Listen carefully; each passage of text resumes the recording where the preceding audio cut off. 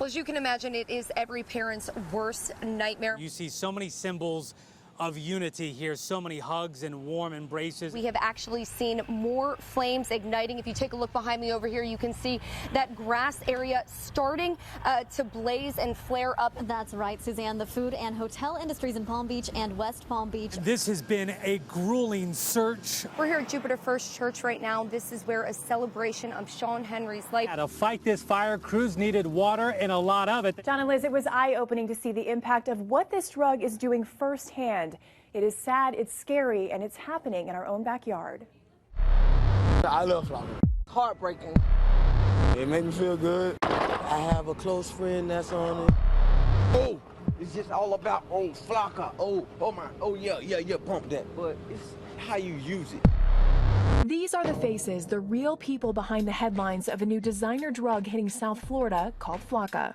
Sergeant Ozzie here. And almost no one knows it better than Sergeant Ozzie Tianga of the Broward County Sheriff's Office. I have people that smoke crack cocaine for 15, 20 years saying, crack don't get me high no more. I need Flocka. Flocka is a synthetic drug made and legal in China and has made its way here in the last year or so. You could put it in water and drink it with your drink. You could take it as a tablet, as a pill.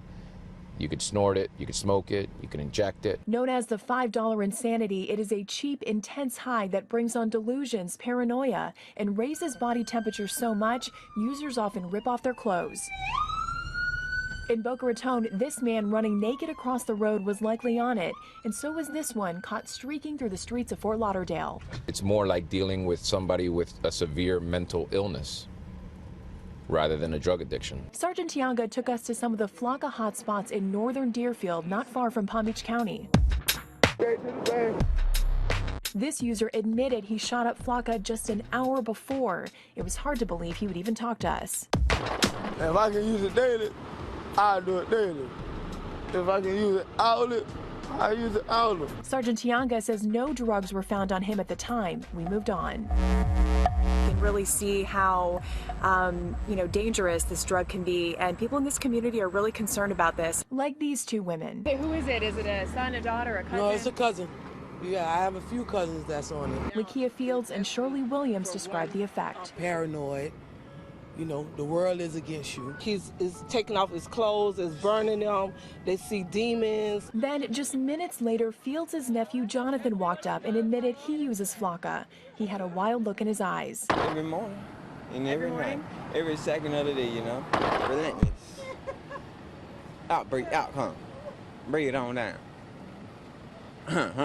It's taking over our community, period. Sergeant Tianga says during a given shift, they'll get up to 10 Flocka-related calls. Some users are sent to the hospital for treatment and back on the streets within hours. I talk to them after they use the drugs, and they literally hate themselves. They're so disappointed with themselves. But they're also hooked on the highly addictive drug, so they keep coming back for it. He took off worse than anything I've ever seen. As far as solutions, Tianga says it's not that simple, but law enforcement agencies are trying to be proactive to get the drug off the streets. We're on a mission to hunt all the Flocka we can. The high itself may be cheap, but the deadly delusion is costly. The definition of Flocka is being strong every day of your life, Greg Angel traveled there to investigate step by step where Daryl may be.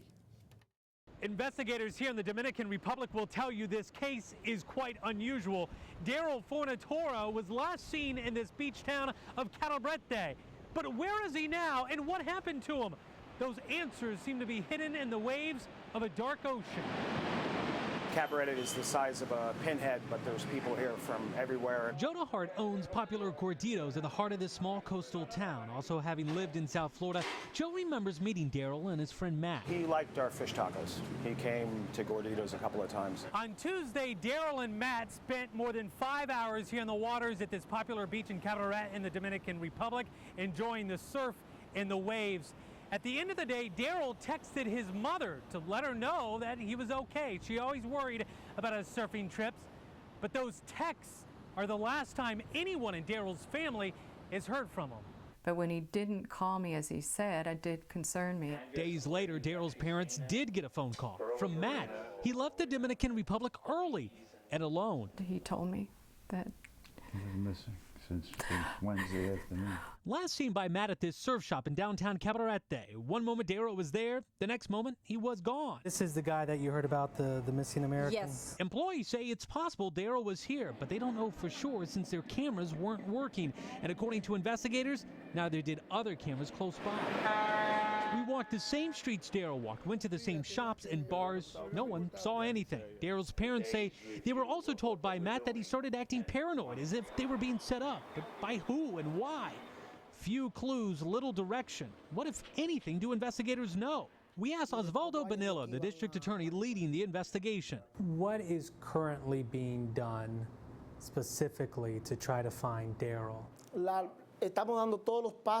In Spanish, he told me they're doing everything they can, but thus far have not found any new leads. Are you still talking to Matthew? He tells me no. They are working in the local area with the U.S. Embassy and National Police.